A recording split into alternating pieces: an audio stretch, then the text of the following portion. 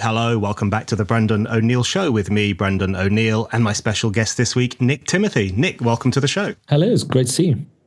It's great to have you back on. Last time we had you on this podcast was a few years back, and we were talking about your book at the time, Remaking One Nation, Conservatism in an Age of Crisis. And also we talked about your role as special advisor to Theresa May and you being a big supporter of Brexit and all that good stuff we talked about. A lot has changed since then. You are now a member of Parliament. You're the Conservative MP for West Suffolk, where you've been MP since last year. So you're now in the belly of the lawmaking beast. And I've got a lot to ask you about that. What's it like? What do you think? What's happening with politics? All that stuff. But it would be remiss of me not to ask you today about the economy, because on the day we're talking, the spring statement has come out. Everyone's talking about it. Rachel Reeves is, I think, making a mess of things. But I want to get your thoughts. What did you make of Rachel Reeves' spring statement? What are your hopes for economic recovery or growth under this Labour government? Well, I'm quite worried about the state of the economy, to be honest. And I think I should probably start by saying that some of this is not entirely about party politics. I think the British economic model has run out of road.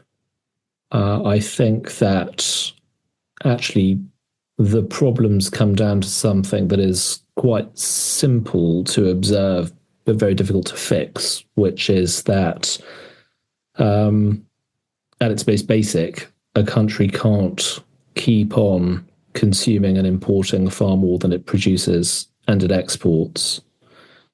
And we need to reindustrialize, and we need to produce more of what we consume at home, and we need to export more. And that involves a lot of change with domestic policies, not least our crazy energy policies.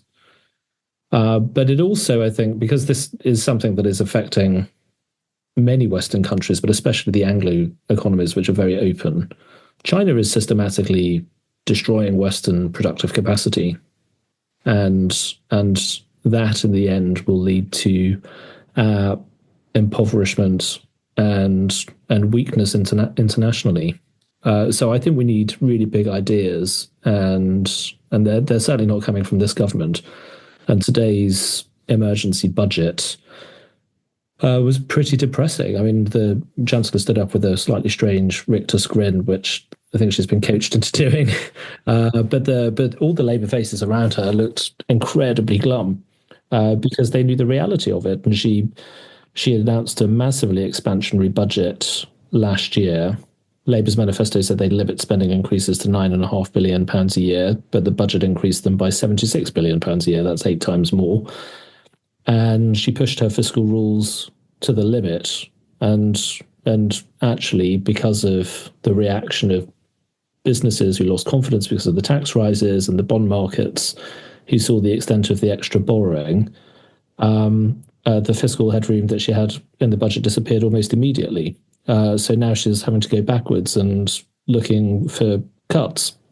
And beyond all the bluster, the list of things that she said today, growth forecasts have been halved. It's quite clear that borrowing is up and there are going to be more tax rises. But, along the way, she also admitted that their housing targets aren't going to be met, that the welfare cuts that they've announced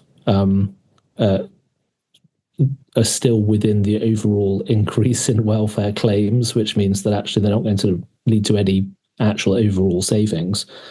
And she basically followed an expansionary budget with one that is a little bit more fiscally conservative because the bond markets forced her into that. Yeah. I think it's very useful to kind of take that step back and look at the economic question in the broader sense. I think you're right. It's not just a question of party politics. There is these problems have been a long time coming, to do with degrowth here in the UK, a collapse in production, international trends, as you say. I think that's very true. And I think what strikes me, just to bring it back to party politics, having said that, what strikes me is that we do need a change in mindset as a nation if we're going to get serious about growth and serious about being more productive. And I did wonder if you think that the Labour Party, I mean, we can get onto the Conservative Party a little bit later, but is the Labour Party, the Labour government, just constitutionally ill-equipped to resuscitate that kind of mindset, to bring back that kind of incentive to growth? I mean, this is traditionally the party of quangocracies and net zero, although it does seem to be throwing some of those things by the wayside. And those are the things that are a real drag on, I guess, the spirit we need, as well as the investment we need if we are going to become a more productive nation. Yeah, I mean, I think you're actually just overgenerous to them. I'm not sure they are throwing some of those things by the wayside. I mean, they created 27 quangos in their first months in office, and then they announced that they were getting rid of one and expected a medal for it. This is who they are, and you have a chancellor who is writing letters to other government departments and to quangos and to regulators saying, give me your ideas for growth. I mean, I don't think anybody in the history of humanity has ever had an idea of growth from a regulator anyway. But as she's doing that and looking for others to come up with her ideas for growing the economy, you've got the Home Office doing nothing about the huge inflow of fiscally negative migrants. You've got Angela Rayner introducing the employment rights legislation, which adds at least £5 billion a year to business costs. You've got Ed Miliband deindustrialising the economy with his energy policies, and it doesn't really add up. And the rhetoric recently has moved to growth and making the state leaner and getting rid of red tape. But if you look at the reality of what they're doing, that's not the case at all. This year, Spiked is celebrating its 25th birthday.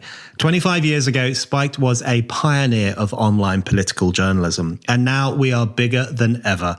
We're reaching people around the world with our articles, essays, videos, and podcasts, all underpinned by our principled message of freedom, democracy, and progress. This would never have happened without you, our listeners, readers, and supporters. Your donations fund our work, and your enthusiasm spreads the word about it. So as we mark Spike's 25th birthday, we want to say a heartfelt thank you. And we're asking those who can afford it to donate to our anniversary appeal in order to keep Spiked going and growing into the future. We also have a very special offer on at the moment. Those who donate £25 or more will get a year's membership to Spike Supporters, our online donor community where you can comment on articles, come to events, and read the site ad-free. This is half of what you'd normally pay for a year's membership. And if you're already a Spike supporter, you can benefit from this offer too. Just make a donation of £25 or more and we'll extend your membership by 12 months. So if you want to support Spiked and get access to some brilliant exclusive perks, go to spiked-online.com/donate. That's spiked-online.com/donate and donate £25 or more to help keep us going for another 25 years. Yeah, that's a point well made. I think when I think about the economic issue, it's one of those issues where I think attitude, and I don't mean that in its flimsy sense, I mean a kind of real sense of drive, it is actually incredibly important. So if you look at what Labour has done, you commented on this recently, that Rachel Reeves referred to the UK as a small economy, a small country, essentially. We know that when this government first came into power last year, they were going on and on about the big black hole in the economy and what a disaster everything is. And that seemed to have a discouraging effect on people who might otherwise invest here or take an interest in us. There is this tendency to talk us down, not only in terms of our history and our culture, which we're familiar with, but also even our economic prospects. And the net zero thing, I think, taps into that. I mean, I think one of the things that we can be proudest of as a nation is that we were the cradle in many ways of the Industrial Revolution, and we transformed humanity's fortunes in that period. And yet we're now supposed to be shamefaced about industry. We're supposed to think that we're just this small, insignificant economy on the edge of Europe. I mean, all of that has a palpable impact, doesn't it, on the prospects for growth? Yeah, I think it does. I think it says quite a lot about the mindset of the people who are running the government now. Um, they seem to believe that we are incapable of doing anything of any kind of importance in the world, but we are uniquely responsible for so many of the world's ills, that we have to somehow compensate for those things, whether it's about slavery or industrialization or the empire or pretty much anything. And you do hear this where people say, well, we have to be the first in the world to decarbonize because we were the first to industrialize. And this is really perverse. Industrialization gave the world so much in terms of the inventions, the commerce, the improvements in the health and welfare of people. These are things we should be proud of, not things that we think we should be, compensating people for. And yeah, I think it's connected to several other worrying mindsets, and because I do think there is this tendency now to believe, and you hear it said among quite senior officials and thinkers and economists and so on, that actually things like industry, it's somehow only really for developing economies to have manufacturing, and that we're somehow at this kind of late stage of capitalism, that we're much more mature and developed than others.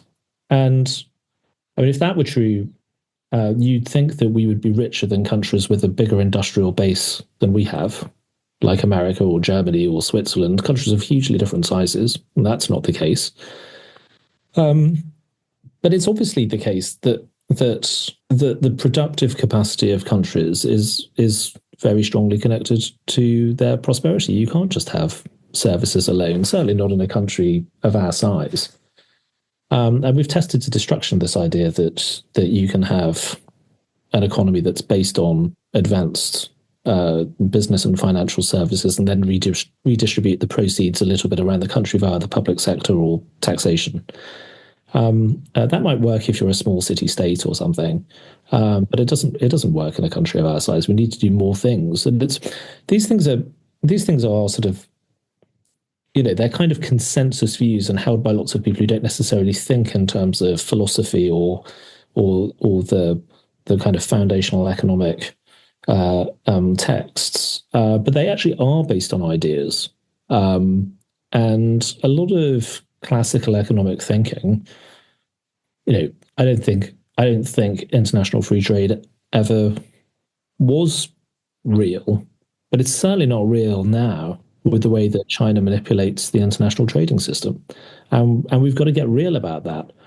And again today, the Chancellor, it was actually in the context of her making this argument about us being a supposedly small economy, which is obviously incorrect.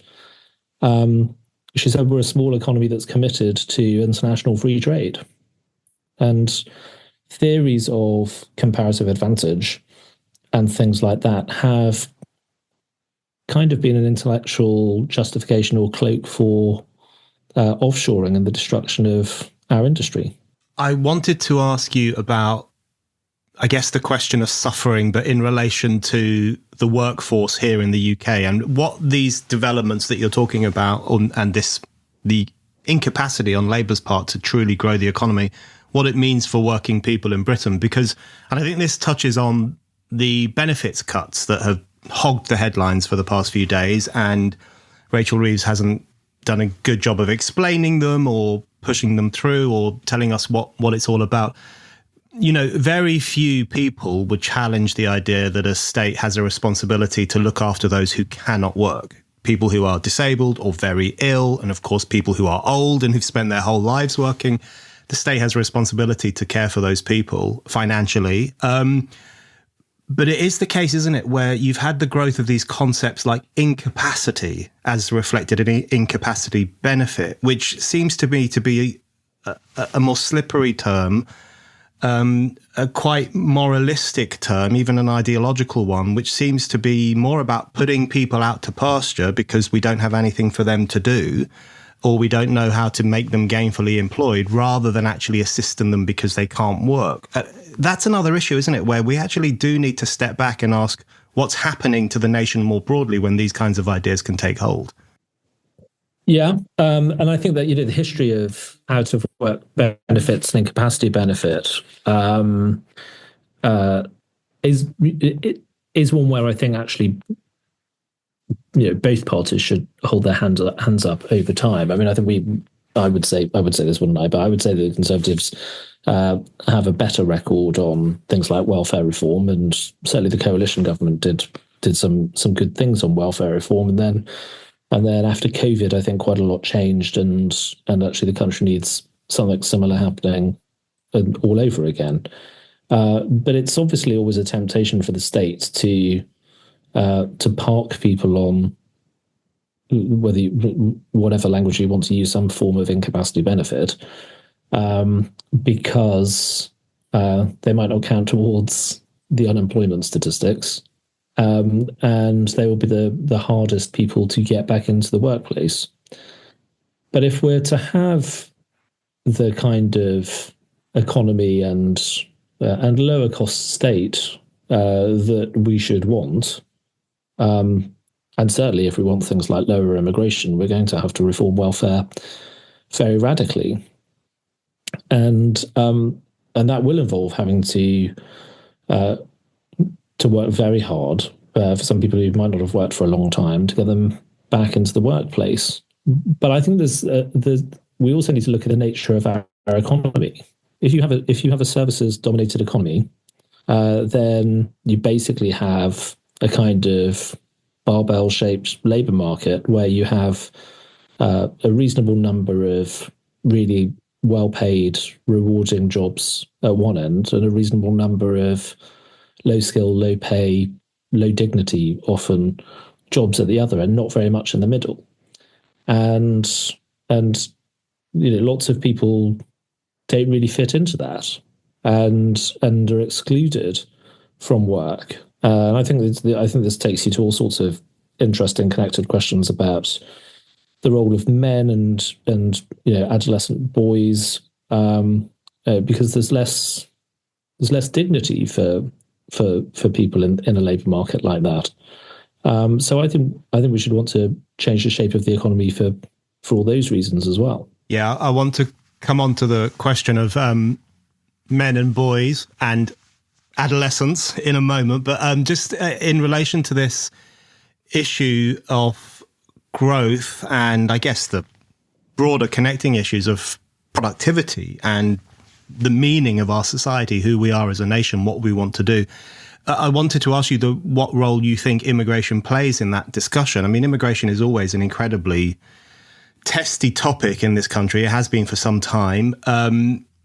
Do you think one of the problems, because there is an emerging consensus in the political class that something does need to be done to lower the numbers of migrants and to have better controlled borders? That's what the public clearly wants. Do you think there's a problem where economically we've become too reliant on cheap labour? And I guess one of the issues is that we will need to have this reimagining of what Britain is for and this overhaul of ourselves before we can truly address that reliance. How do you think that might play out? Yeah, well, I mean, on immigration, I mean, I think the Conservative Party needs to be really honest with itself. We suffered the worst defeat in our history, but it's my view that we were lucky to survive at all. For a Conservative Party to preside over net migration that reached almost 1 million in a year it's insane. And the last thing a truly Conservative Party should have done. And we have a lot of making up to do with the public, where we have to really show that we understand that what happened was completely wrong, and we understand why people are so angry about it, and we need to change. And just while we're here, because I've been pretty rude about the Labour Party on the economy, we also have to be honest about the fact that actually the economy didn't grow, certainly not per capita in any meaningful way for a really long time, since at least the financial crash. So it's completely understandable that people are very upset with the way politics and government has worked over a number of years, and are totally prepared to consider alternatives. So we've got to work really hard on all of that, to make sure that we can change course, get better policies, but also make up for and try to address some of the serious failures on immigration. But on immigration and the economy, I think obviously they're very closely related. The economy has become used to very easy access to very low pay foreign workers. It's killed incentives for businesses to train and retrain British workers. It's killed incentives for investment in labour saving technologies.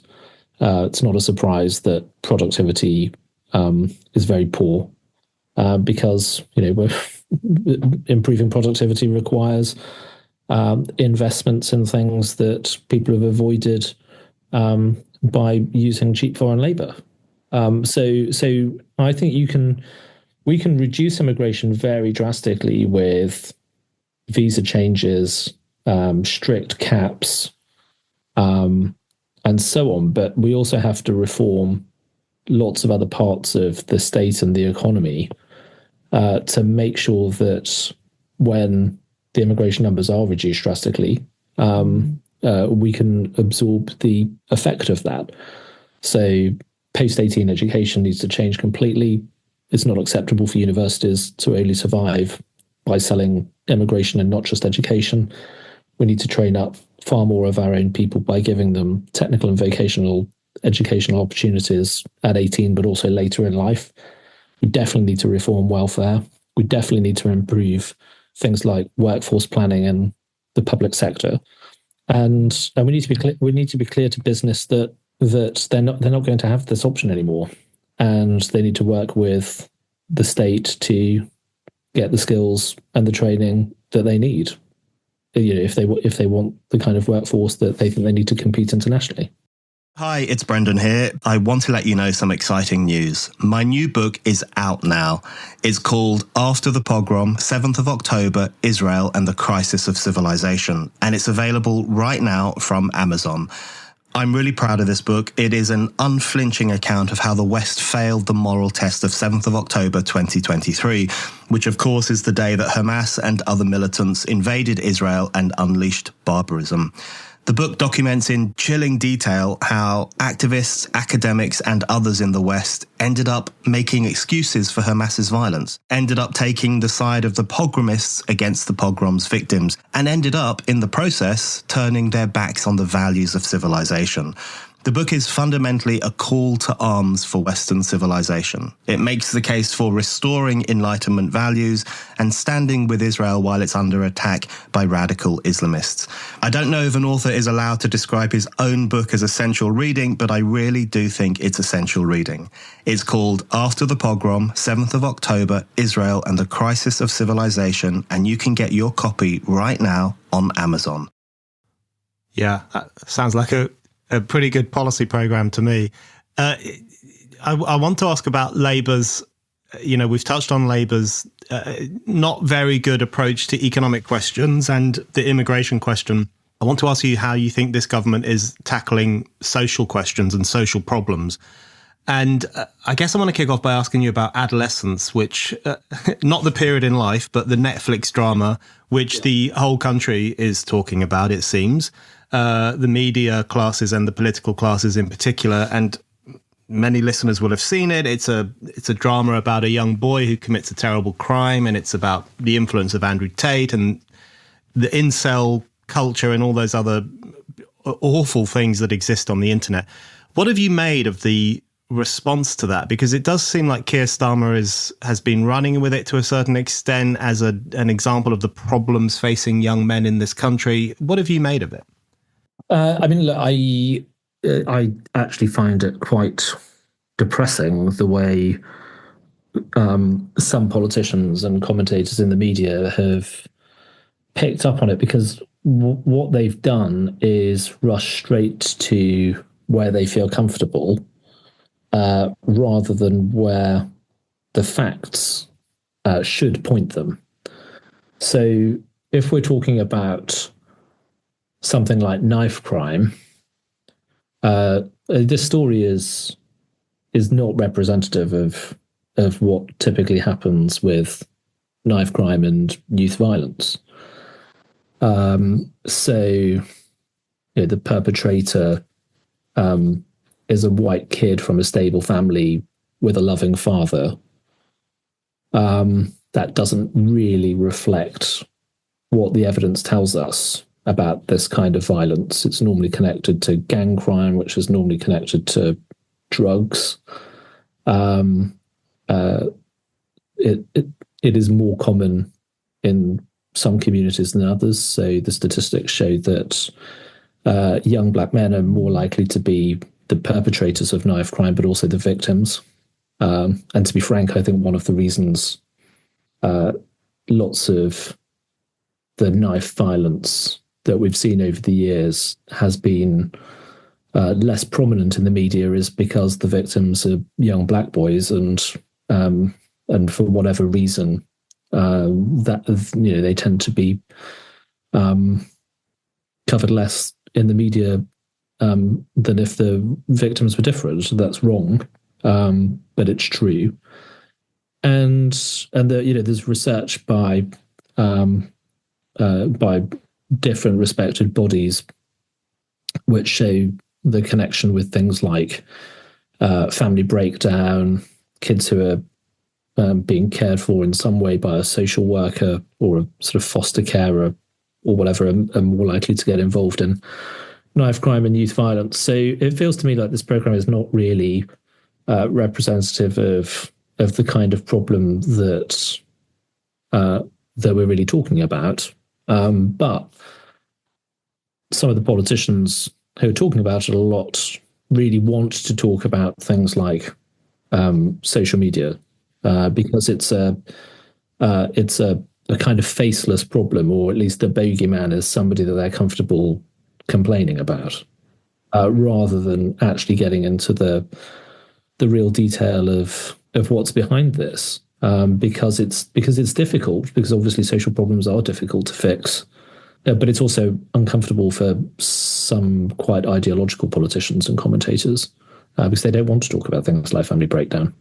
Yeah, do you think there is still that reluctance to talk about not only things like family breakdown and fatherlessness, which I think 10 or 15 years ago, you could have had an open discussion about that problem, but not so much these days. Do you think there's still also a reluctance to talk about, I don't know how you would describe them, cultural problems or cultural contributors to some of these issues, or cultural tensions even that exist in 21st century Britain? I mean, I'm thinking of the fact that the grooming gang issue burst back into the headlines earlier this year, pushed in large part by Elon Musk, who seems to have just very suddenly discovered it, even though it's been a problem for a long time. And, there was pressure on the Labour government to set up inquiries, to take it a bit more seriously, to not push it under the carpet. And initially they seemed to take it a bit more seriously, and then it kind of disappeared again. What do you make of issues like that and the impact they have on, or don't have, on public discussion? Well, I think that's a really good example of what we're talking about. So justice was clearly not done with these rape gangs. In fact, I think there's been very little recognition of the fact that these were racially and religiously aggravated crimes.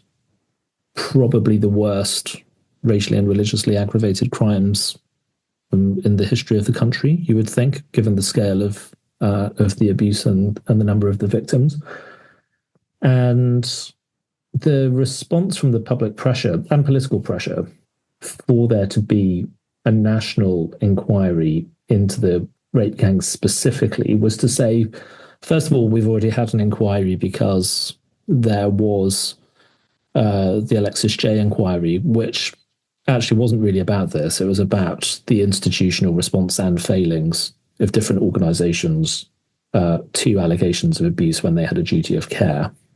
Or to say, well, we'll allow some of the councils involved to have their own inquiries when the councils themselves stand accused of neglect and in some cases worse, because their employees, social workers and others failed to protect these girls and may even have been corrupt or colluding in these crimes. But then you could tell there was this sort of sense of relief that Elon Musk said something very unpleasant about Jess Phillips, and everyone kind of piled in on Elon Musk and just tried to change the subject and make it about him. We're talking about something that was absolutely horrific and took place at great scale in this country.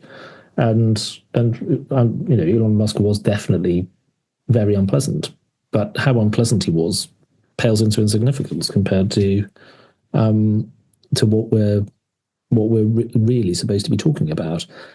And I just think there's this recurring thing in Westminster. When David Amess was murdered by an Islamist, the debate that followed was insane. Everyone started talking about civility online. It had nothing to do with it. Because people seem to want to go to subjects where they're comfortable with who the bogeyman is, and they probably want to clamp down on social media anyway. And it's very inconvenient to talk about some of these problems that do overlap with culture, as you said, whether it's Islamism or the religiously aggravated sexual assault of girls. And we need to be much more intellectually honest than this.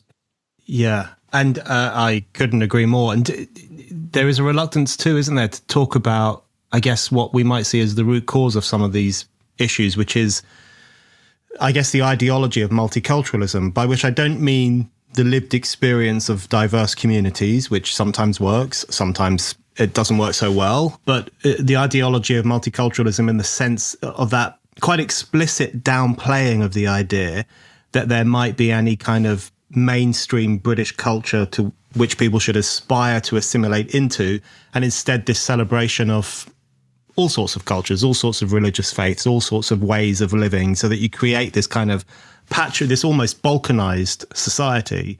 And then it's hardly surprising in those circumstances that these kinds of everyday cultural tensions blow up. Yeah, and in a way it's worse than that, isn't it? Because there's an asymmetry, because the ideology of multiculturalism sort of says we must celebrate and cherish every cultural identity, but not the majority one. And you had that crazy example this week where a school has cancelled its Easter celebrations in the name of diversity, and said instead that they would mark some kind of event to celebrate refugees. Obviously that's very stupid, because even if diversity were the thing that you celebrated more than anything, you would think that Christian culture would fit into that diversity. Yeah, absolutely. Okay, Nick, I want to just ask you quickly about one more thing about the government, and I guess about the future of politics in this country, which is, you wrote a really good piece recently about Labour's identity crisis. And I think it summed it up really well, where on the one hand, it's hard to figure out, is this a socialist government or is it a government that's moving to the right? Keir Starmer poses as this great human rights lawyer, but that now he's the kind of defense guy who's going to spend loads of money on the military and protect Europe from Russia. It's hard to, are they the kind of tax and spend public sector people, or are they going to be the people who cut the red tape, which is what they're claiming they will be? It's difficult to work out who they are. And I guess it's difficult to work out who they represent. And the last time we spoke, we did talk about the potential for the Conservative Party to become the party of the working class because Labour was no longer playing that role. So I just want to end by asking you about the political realignment, how you think that stands, where you think the Labour government stands in relation to it, and who you think might make a better fist of speaking for working class voters these days. Well, I've always very passionately believed that the Conservative Party should be and can be a party that wins the support of and represents working class people. And I think it's actually really important for us as a party to do that because we should be a party that represents the whole country. And the realignment that gave us the opportunity to do that has been driven by the left leaving the working classes. It's nervous of patriotism, of plain views and policies about law and order and welfare, about things like the need for a strong national defence. People feel that the Labour Party has left them. Now, since we had that conversation, obviously a lot has changed. So the Conservative Party, to be frank, blew its opportunity that we had after the 2019 election, when lots of working class voters did actually lend us their support and put their trust in us. And the Labour Party finds itself in power in a way that with 2/3 of the seats on 1/3 of the vote. So it's a little bit distorted, but it's a big opportunity for them to try to build a wider coalition of supporters and govern in the interests of the whole country. And you can see that there are some people in the Labour Party who want to do that. And you can see that Morgan McSweeney, Keir Starmer's advisor, is trying to push them into, some people call it a blue Labour position. Some people think of it as more like the old-fashioned Labour right. They want to tax and spend and they want to redistribute, but they're sort of fundamentally sort of patriotic people and believe in a proper response to things like crime. But if you actually look at their actions rather than their words, I don't think that's where they really are. I don't think that's really something that they have within themselves. I think Keir Starmer once said something like, there's no version of me that isn't a human rights lawyer deep down. And I think that's true. And where they, I'm slightly worried actually that some of the positioning on Ukraine and the potential commitments that are being discussed, that some of that might be motivated by a sense of political positioning. And they've said this is an opportunity to cast Labour as a patriotic party. But I'm actually very concerned about the commitments that are being made without a plan and without much thought given to the consequences of having troops on the ground or planes in the air defending Ukrainian airspace, because peacekeeping sounds really fluffy and nice, but in reality it means being prepared to shoot back at Russians.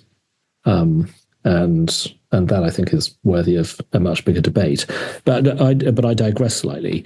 The realignment is still there, I think, in terms of where the public are. Where the parties are has changed quite a lot because of our failure after 2019, to be perfectly honest. And it's made more complicated by the emergence of reform. But my view is that we as a party should probably worry less about the other parties and think about what we got wrong and how much we need to change. And if we do our jobs properly, and we communicate our values properly, and we come up with the right policies that the country needs, then if we do those things right, then there'll be less to worry about with other political parties. But the facts of the realignment in terms of where the public are and where the ideas of the parties are, I think that's all still there, and there's still a big opportunity for the centre right. But we need to take it. Nick, thank you very much. Thank you.